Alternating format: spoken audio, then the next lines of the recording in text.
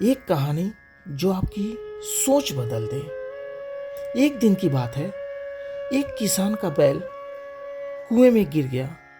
वह बैल घंटों जोर जोर से चिल्लाता और रोता रहा और किसान सुनता रहा, विचार करता रहा कि उसे क्या करना चाहिए और क्या नहीं।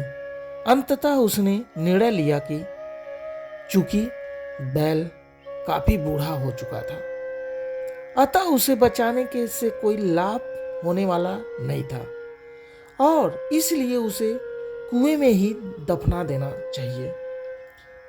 किसान ने अपने सभी पड़ोसियों को मदद के लिए बुलाया। सभी ने एक एक फावड़ा पकड़ा और कुएं में मिट्टी डालनी शुरू कर दी। जैसे ही बैल की समझ में आया कि यह क्या हो रहा है, वह और जोर जोर से चीख चीख कर रोने लगा और फिर अचानक वह आश्चर्यजनक रूप से शांत हो गया। सब लोग चुपचाप कुएं में मिट्टी डालते रहे। तभी किसान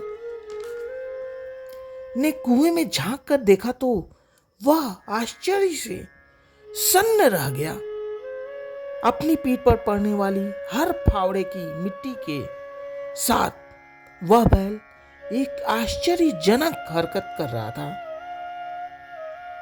वह हिल हिलकर उस मिट्टी को नीचे गिरा देता था और फिर एक कदम बढ़ाकर उस पर चढ़ जाता था।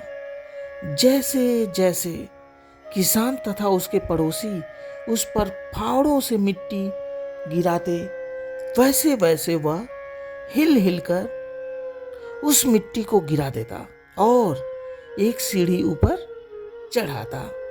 जल्दी ही सबको आश्चर्यचकित करते हुए वह बैल कुएं के किनारे पर पहुंच गया और फिर कूदकर बाहर निकल आया।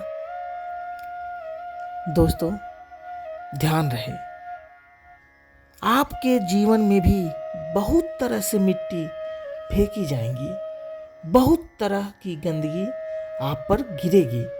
जैसे कि आपको आगे बढ़ने से रोकने के लिए कोई बेकार में ही आपकी आलोचना करेगा, कोई आपकी सफलता से ईर्ष्या के कारण आपको बेकार में ही भला बुरा कहेगा, कोई आपसे आगे निकलने के लिए ऐसे रास्ते अपनाता हुआ दिखेगा जो आपके आदर्शों के विरुद्ध होंगे। ऐसे में आपको हतोत्साहित होकर कुएं में ही नहीं पड़े रहना है, बल्कि साहस के साथ हर तरह की गंदगी को गिरा देना है और उससे सीख लेकर उसे सीढ़ी बनाकर बिना अपने आदर्शों का त्याग किए अपने कदमों को आगे बढ़ाते जाना है।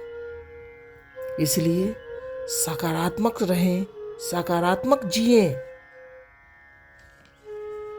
इस संसार में सबसे बड़ी संपत्ति बुद्धि, सबसे अच्छा हथियार धैर्य है, सबसे अच्छी सुरक्षा विश्वास, सबसे बढ़िया दवा हंसी है। और आश्चर्य की बात यह है कि ये सब निःशुल्क है, मुफ्त है। सोच बदलें, आपकी जिंदगी बदल जाएगी। दोस्तों, आपको मेरा यह कहानी अगर पसंद आए, अच्छा लगे, तो प्लीज़ मेरे चैनल को सब्सक्राइब कीजिए, लाइक कीजिए और अधिक से अधिक अपने दोस्तों में शेयर भी कीजिए। धन्यवाद दोस्तों।